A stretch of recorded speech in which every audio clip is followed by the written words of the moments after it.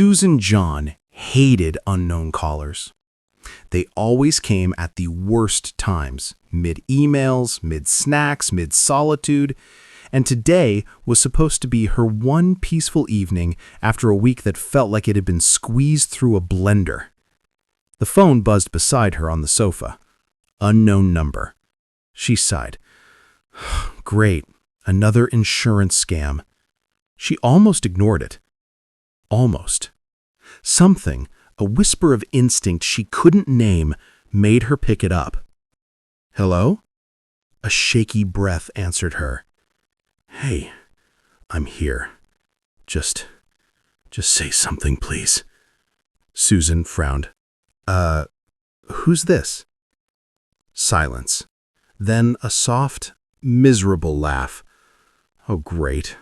Of course I dial the wrong damn number right when I'm about to implode. She sat up. The voice was male, warm, strained, cracking on the edges as if it had carried too much emotion for too long. Are you okay? She asked cautiously.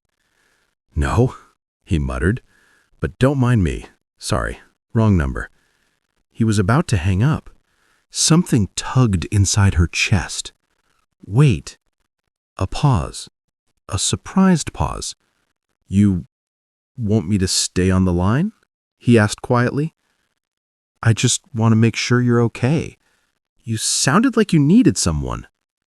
He exhaled shakily, a sound of someone who had forgotten what kindness felt like. My name is Daniel, and I think I just confessed to the wrong person. What were you trying to confess? He gave a humorless clucker, the kind that made you picture a man sitting alone in a dim room, elbows on knees, head in hands. That I'm an idiot, that I trusted the wrong people, that the girl I loved chose my best friend instead, and that today I found out the betrayal wasn't recent. It's been going on for months. Susan blinked. This was no telemarketer. This was heartbreak talking in raw form. I'm sorry, she said softly. You don't even know me. You're still a human being. Another silence. This one lighter, softer. You sound kind. Are you always like this with strangers? No, I admitted, just with people who sound like they're drowning. Something in him cracked. She heard it, a gasp, a broken breath.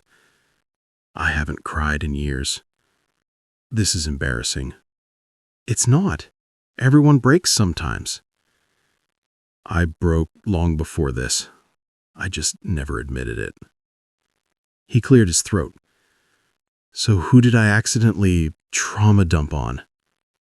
Susan, she said softly. My name is Susan. Susan, he repeated, as if tasting the syllables. Thank you for picking up.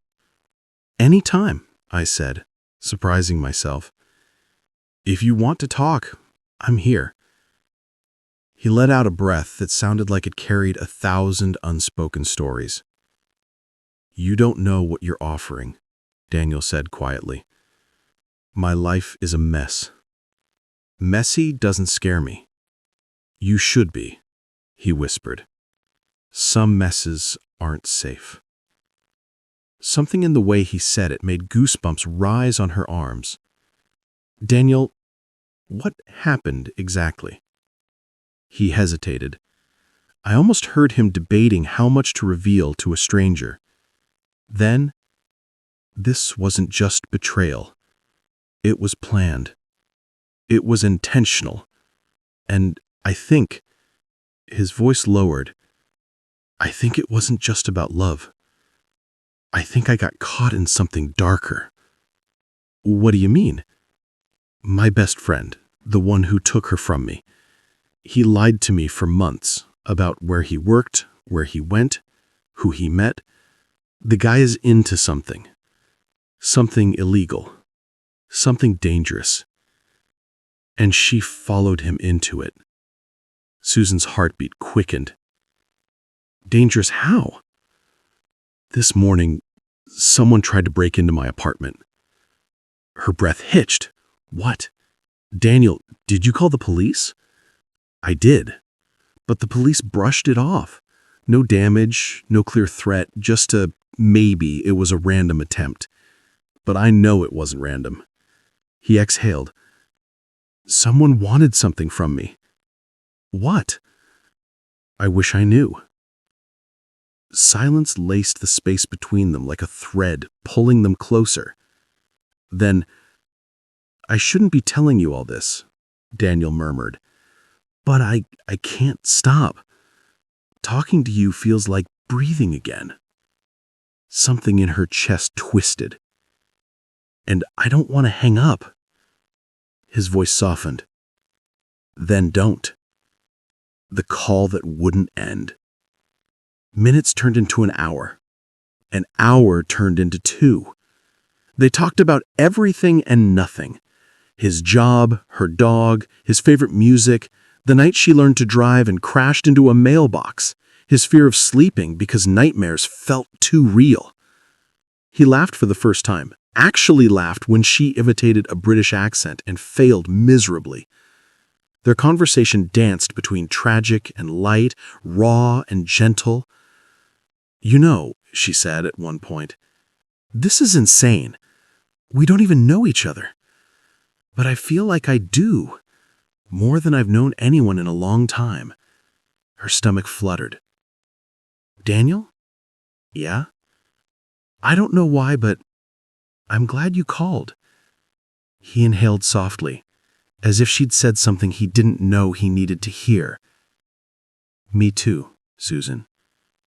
For a moment, the world was just 2 voices tangled in the dark. Then his tone shifted, lower, uneasy. Susan, I need to ask you something. Go ahead. Did anyone ever tell you that your number used to belong to a girl named Mira? Her heart thudded, hard. No. Why? He was quiet. Too quiet. Because, he said slowly, Mira is the girl they're looking for. Susan froze. They? The ones who broke into my apartment. She stood from the couch without realizing. Daniel, why would they think she's connected to you? Because she used to live in the apartment before me, and because... He swallowed audibly. Because I found something she left behind. Her throat tightened. What did you find? A flash drive. Her stomach dropped. And what's on it? I don't know, he whispered. I was too scared to open it. But they want it. I'm sure of it. A chill slid through the room. Daniel, do you think they'll come back? I don't know, but... A loud crash echoed through the receiver. Her blood ran cold. Daniel! His breath turned ragged. Susan, someone's outside. Call the police. No, they'll be gone before police arrive again. His whisper trembled. I can hear footsteps. Her pulse hammered. The air between them thickened with fear. Daniel, stay on the phone. Don't hang up. I won't. What do you see? He moved, slow, quiet. She heard floorboards creak, his breath catching. Then a window rattled violently. Oh God, they're here. Daniel? I think the window shattered. A crash, a muffled cry, a thud. Daniel! The line crackled. Footsteps, muffled voices she couldn't understand. Then silence. Daniel? Daniel! The call disconnected. The disappearing voice. The call ending felt like the world had been ripped open. Susan stared at her phone, her heart hammering so hard she could feel it in her throat. Her breath came in sharp bursts, as if she were the one whose window had shattered, the one whispering in the dark, the one whose fear soaked through the phone line. "Daniel," she whispered again, even though the call was long gone. "Please be okay." She waited for a second call, a text, anything. Nothing came. For 10 entire minutes, she stood frozen in the middle of her apartment, unable to move, unable to think of anything except his broken whisper in her ear. Then her spine snapped into motion. She grabbed her coat, her keys, her phone. She couldn't explain it, not to herself, not to logic, not even to the ghost of caution in her mind screaming that she was being an idiot. All she knew was that she couldn't just sit there, not when a stranger, not really a stranger anymore, might be hurt. Only one problem. She had no idea where he lived. The search. Before her panic could swallow her entirely, her phone buzzed. Unknown number.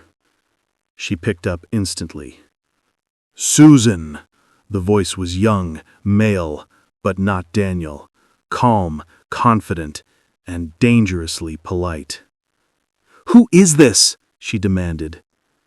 "Apologies. You don't know me," he said smoothly. "But I believe you may have something that doesn't belong to you." Her blood went cold. "What are you talking about?" "A flash drive." The room spun. "I've mistaken you for someone else," she said quickly. "No, I don't make mistakes." Her fingers tightened around her phone. "What did you do to Daniel?" she asked, voice shaking. He chuckled, a quiet, icy sound.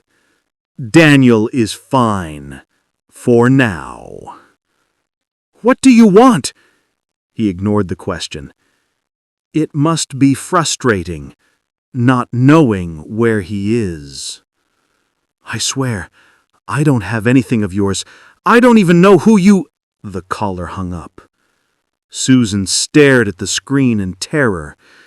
He knew. He knew about the flash drive. He thought she had it. He thought she was involved. And the worst part? He had Daniel. The decision. Her mind raced. Should she call the police? They'd ask questions she couldn't answer. They'd assume she was insane, calling about a man she'd never met, whose life she only knew through a phone conversation. No, she needed something real first. Something she could hold on to. She needed an address. She opened her call history. Daniel's number. She tapped it. Twice. No answer. She forced herself to breathe. Think, Susan, think. She had mentioned something. His apartment. Top floor. A cracked hallway light. A laundromat across the street. The constant noise of the passing trains. She had heard them rumbling in the background earlier. Faint, rhythmic, metallic. A train line. In her city, only 3 neighborhoods sat close enough to the tracks for that sound to be that clear. She grabbed her bag. She was going to find him, even if it meant walking into danger. The apartment with no light. The night air hit her like a slap as she rushed outside. She drove fast, too fast, through streets painted with neon reflections and the quiet hum of late-night life. The first neighborhood was too far from the tracks. Second, wrong kind of trains. Third, perfect. Her pulse climbed as she turned into a narrow, shadow-filled street lined with old brick apartment buildings. A neon laundromat sign flickered across the road. Train tracks glimmered under the streetlights nearby. She pulled over. "This is it," she whispered. She stepped out, each footstep heavier than the last. The soft rumble of a distant train crawled through the air, the same sound she had heard through the phone. Her stomach twisted with dread. She entered the building, climbing creaky stairs that groaned beneath her weight. The hallway walls were peeling, yellowed with age. Halfway up, she looked up at the ceiling. The hallway light flickered, cracked exactly the way Daniel had described. Her pulse jumped. She reached the top floor and saw the shattered glass. His apartment door was wide open. Cold fear sliced through her. "Daniel!" she whispered, stepping inside. The empty room. The apartment was small, dim, a mess of broken glass and overturned furniture. The living room window was shattered, the curtains swaying gently in the cold breeze. She stepped over a fallen lamp, her heart pounding so loud she was sure someone could hear it. Her voice trembled. "Daniel! Are you here? Please say something!" Nothing. The silence was thick. Too thick, as if the room itself held its breath. Then she noticed something on the floor. A phone. His phone. And beside it, a smear of blood. Her breath hitched. "Oh, God!" She picked up the phone with shaking fingers. The screen was cracked but still glowing. One missed call. Her name. He had tried to call her. A thin, tight ache wrapped around her chest. She had been seconds too late. Her knees nearly buckled, but before she could sink to the floor, a voice spoke behind her. "You shouldn't be here." Susan spun around so fast she nearly slipped. A man stood in the doorway. Late 20s, sharp jawline, dark eyes that didn't blink. A calm face masking an unsettling stillness. He held a handkerchief in one hand, blood-speckled. Her breath faltered. "Who are you?" she whispered. He tilted his head. "A friend." But the word tasted wrong. "I heard a crash," she whispered, lying instinctively. "I just came to check." "I know who you are," he interrupted. "Susan John, the girl he wouldn't stop talking to." Her throat dried. "Where is he?" she demanded. The man smiled slightly, the kind of smile that didn't reach his eyes. "He's alive. For now." "And the flash drive? I told that caller—" "That caller works for me," he said simply. "And you don't have the drive. I know." Her confusion deepened. "Then what do you want from me?" His eyes gleamed. "To watch." The air collapsed around her. "To watch what?" she whispered. "The consequences of picking up a call that wasn't meant for you." A cold wave of dread washed over her. He stepped closer. "You see, Susan, Daniel wasn't supposed to talk to anyone. And now you're involved, whether you want to be or not." She backed up until she hit the wall. "Stay away from me." He raised his hand slightly in a mock gesture of surrender. "I'm not going to hurt you," he said smoothly, "unless you give me a reason." Her voice trembled. "Then why are you here?" "Because," he said, stepping past her to glance around the room, "someone took the flash drive before we arrived." Susan blinked. "What?" "And we think Daniel knows who." He turned back to her. "And we think you might too." I don't know anything, she insisted. He studied her face for several seconds, then nodded as if coming to a decision. Good. Then help us find him. She froze. Find him? He slipped something into her coat pocket. The tiny tracker. Call us if he contacts you. And don't try anything stupid. He stepped toward the broken window. Because if you do... His eyes locked with hers, cold and emotionless. We won't... Locker 112. The East Line station was almost empty at this hour, the kind of emptiness that made every echo feel like a warning. Susan stepped inside, pulling her hood lower, half expecting that eerie, calm-faced man to appear again, or worse, someone even more dangerous. The station hummed with the distant vibration of trains. The cold fluorescent lights above flickered. Surveillance cameras moved like blinking eyes. She slid her hand into her pocket and touched the crumpled note Daniel left behind. Locker 112. Don't trust anyone, not even the police. Her pulse quickened. She moved slowly along the row of old metal lockers, her breath fogging in the chilled air. One by one, the numbers passed. She reached 112. Her fingers trembled as she pulled out the small key she had found taped under the paper Daniel left. It slid into the lock with a soft click. She opened the locker. Inside lay a single black envelope. Nothing else. Her heart thudded. She reached for it, but a voice behind her froze her blood. Step away from the locker. She turned slowly. A tall man in a dark coat stood near the stairwell. His hand hovered near his jacket pocket, where she could see the faint outline of a gun. Susan's throat tightened. I'm just... The man lifted a finger. A silent warning. No excuses, he said calmly. Just hand me the envelope. Her heart pounded so loudly she could barely hear anything else. He took one step toward her, and another.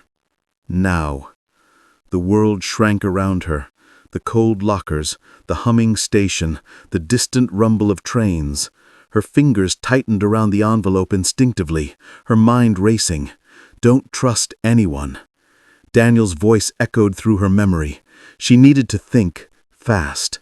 Her gaze flicked to the far end of the station. An arriving train screeched into the platform, doors sliding open. No, the man warned, sensing her thought. Don't even think about running. But he had underestimated her fear. Fear, when mixed with desperation, could ignite something fierce. Susan took a step back. He reached for her, and she bolted. The chase. The echo of her footsteps bounced off the concrete walls as she ran, the envelope crushed in her hand. The man's heavy boots thundered behind her. Stop! As if she ever would. She darted between pillars, weaving through the empty station. A train horn blared as she sprinted beside the moving cars. A strong hand grabbed her coat. She twisted out of it, stumbling forward and nearly crashing onto the platform. "Get back here!" the man shouted. She didn't. She leapt into the nearest train just as the doors began to close. The man lunged, but the doors slid shut, cutting him off. His furious face glared at her from the other side of the glass. The train began to move. Susan collapsed onto a seat, shaking violently as adrenaline lashed through her. She looked down at the black envelope in her hand. Cold, weightless, terrifying. She ripped it open. Inside was a memory card and a small note written in Daniel's handwriting. If you're reading this, it means I'm gone. But the truth isn't. Find Mira. She knows everything.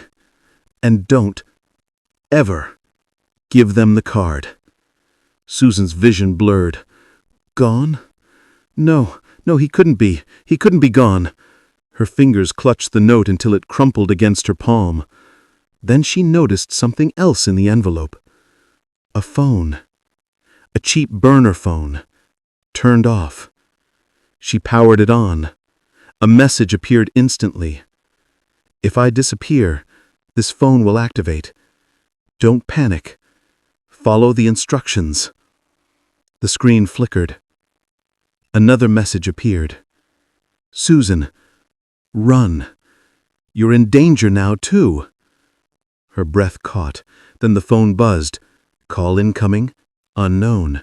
Her blood turned to ice. No, not him again. She almost ignored it, but something in her heart whispered, "What if it's Daniel?" She answered, "Susan." Her breath stopped. It was him, weak, strained, but unmistakably Daniel. "Oh my God, Daniel, are you okay? Where are you? What happened?" A ragged breath, then a cough. I don't have much time," he whispered. "Just tell me where you are, please. I'll come, No," he snapped, pain lacing his voice. "You can't come here. They're watching you." Tears filled her eyes. "Daniel." "You went to the locker?" he asked. "Yes." "You got the memory card?"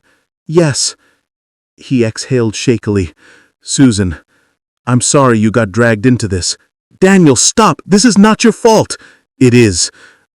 A pause. "My best friend, the one who betrayed me, he works with them." Her stomach twisted. "The man who took her from you?" she whispered. "Yes. And now they think I know where Mira is, because she trusted me before she disappeared. Daniel, what's on this memory card?" Silence. Then, "Proof," he whispered. "Enough evidence to destroy them. Enough to get Mira killed if they find her. Enough to make them hunt anyone who touches it."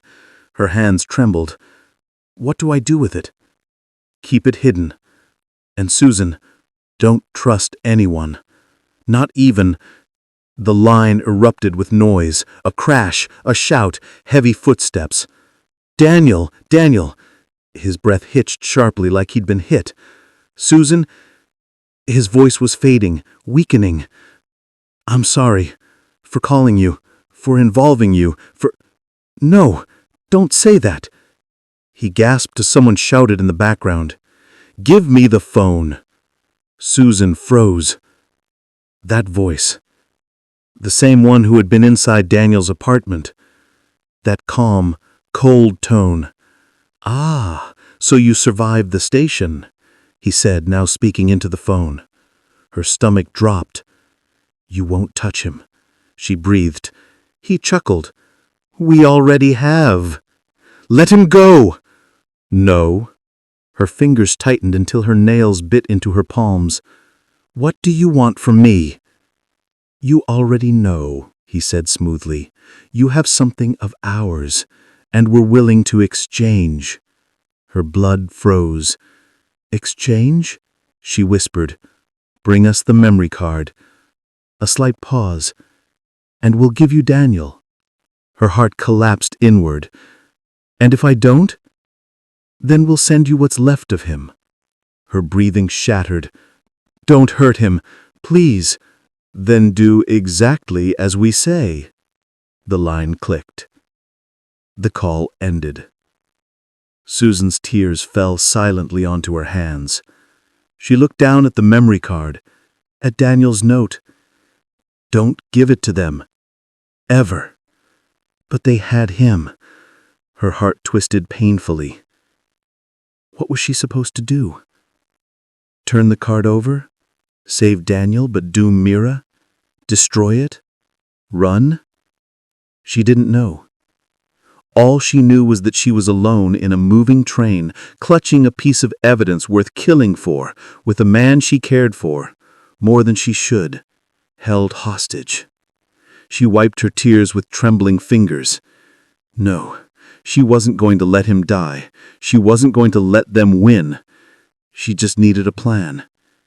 And then she would get him back, whatever it took. As the train dragged her deeper into the night, she held the memory card close to her chest. She didn't have answers, but she had something just as powerful. The determination to save him, even if it meant walking straight into their trap.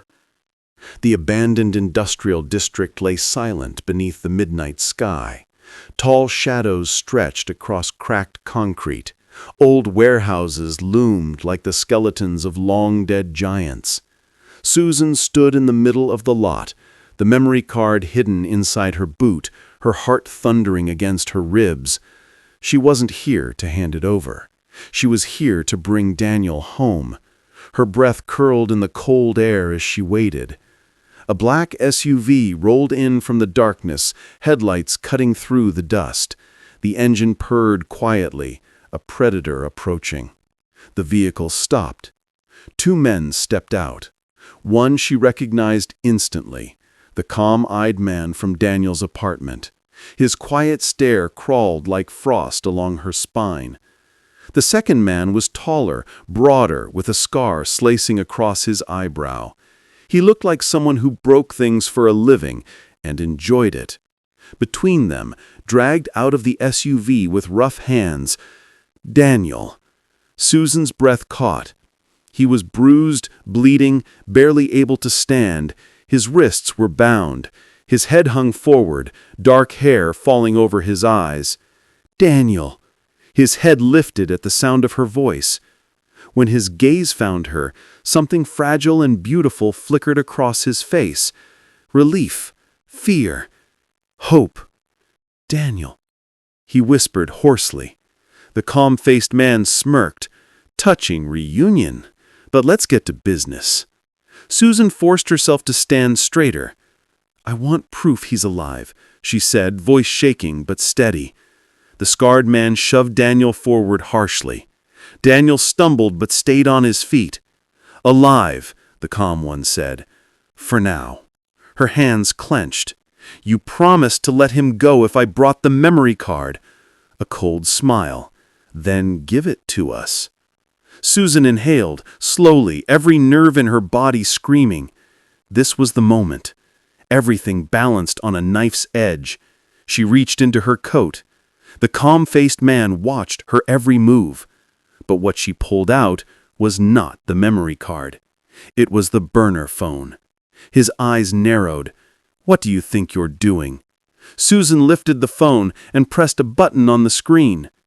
Calling for help. A sharp breath from everyone. Then a loud buzzing sound echoed from somewhere behind the warehouse.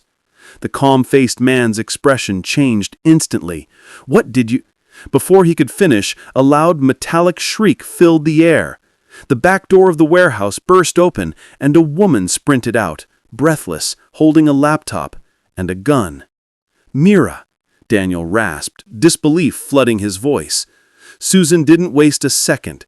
She hurled the burner phone at the scarred man's face and bolted toward Daniel. Chaos erupted. Shots rang out. Mira fired first, hitting the SUV's tire, sending flames sparking. The scarred man roared and lunged after Susan. She reached Daniel, tearing at the zip ties binding his wrists. You shouldn't have come, Daniel whispered, voice cracking between pain and gratitude. Too bad, she snapped, fingers shaking. You called me. I answer. His breath hitched, half a laugh, half a sob. Behind them, Mira shouted, Move!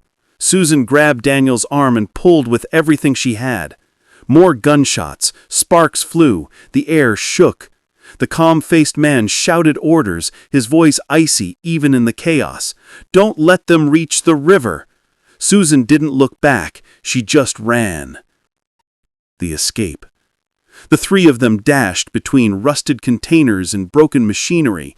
Daniel stumbled, but Susan wrapped her arm around him, refusing to let him fall. Mira ran beside them, firing warning shots over her shoulder.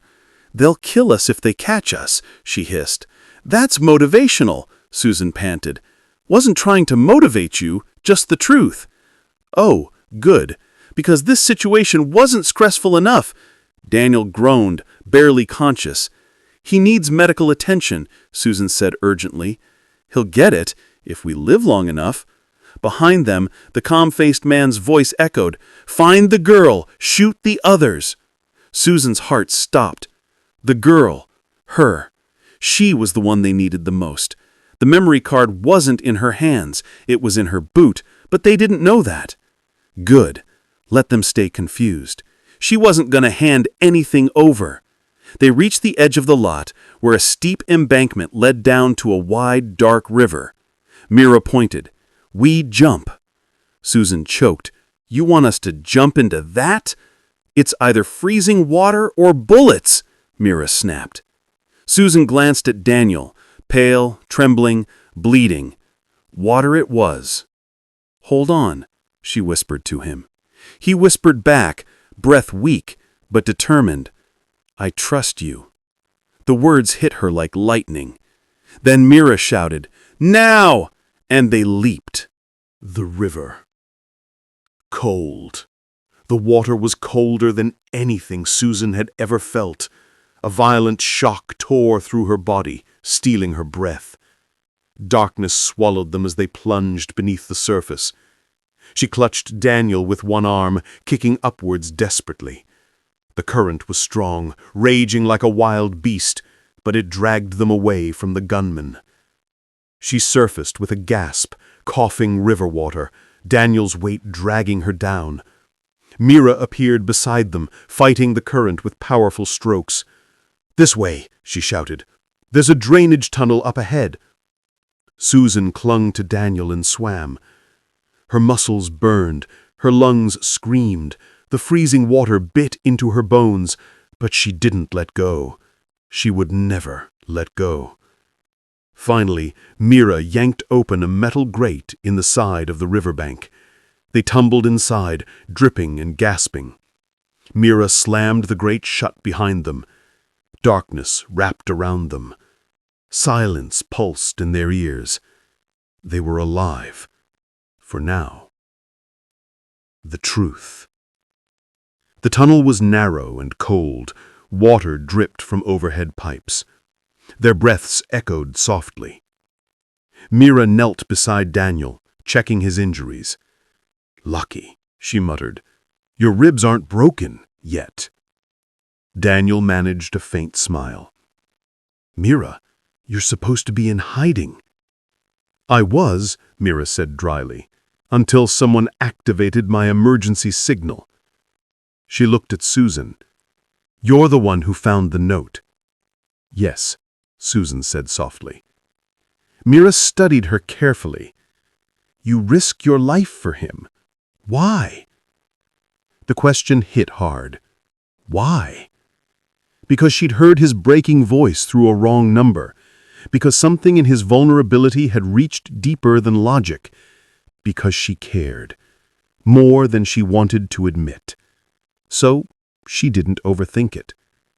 "I wasn't going to let him die," Susan said simply. Daniel met her gaze.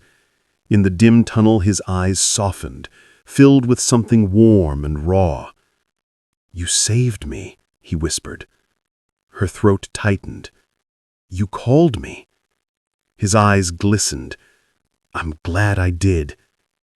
Mira rolled her eyes, though a smile tugged at her lips. "Great. Romance later, survival now." Susan cleared her throat, cheeks warming. "Right." The memory card.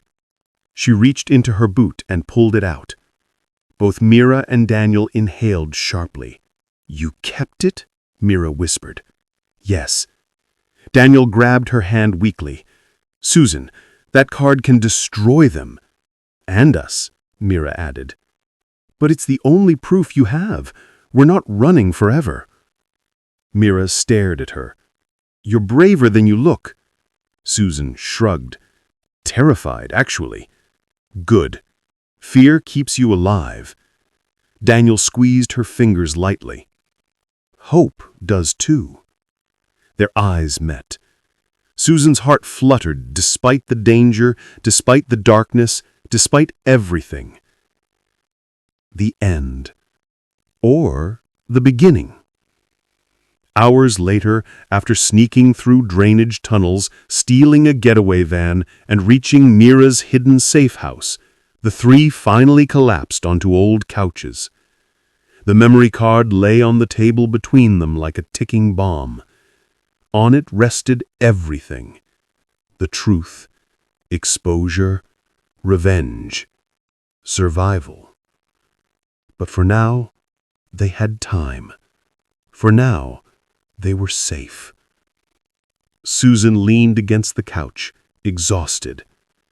Daniel sat beside her, wrapped in blankets, still bruised, but alive. Alive because she didn't hang up that first night. Alive because she hadn't been able to ignore the fear in his voice. He turned toward her. "You didn't have to risk all this," he whispered. "I know," she said softly. "But I wanted to." He swallowed hard. "Susan, when I thought I wouldn't make it, I kept thinking about your voice." She blinked. "My voice?" "It calmed me," he admitted, cheeks warming. "Made me feel like maybe someone in this world still cared." She felt her heart melt. "I do care," she whispered. He exhaled shakily. "I know, and I don't want this to end when the danger does." Her breath caught. "What do you mean?" He gently took her hand, his thumb brushing softly over her knuckles. "I want to see where this goes. Us. You and me." Her heart fluttered wildly, fear, relief, and something bright blooming in her chest. "I'd like that," she whispered. His smile, tired, soft, and real, was the most beautiful thing she'd seen in days. He leaned closer. "Come here," he said gently. She did. Their lips met, slow, warm, and trembling from everything they'd survived. A kiss born of fear, forged in danger, softened by hope. A kiss that promised a future neither of them had expected. When they pulled apart, Daniel rested his forehead against hers. "A wrong number, huh?" he breathed. She laughed softly. "Best mistake of my life." He smiled. "Mine too." Outside, dawn began to rise. A new day. A new beginning. And two hearts, wounded, reckless, stubborn, finally found something worth holding on to.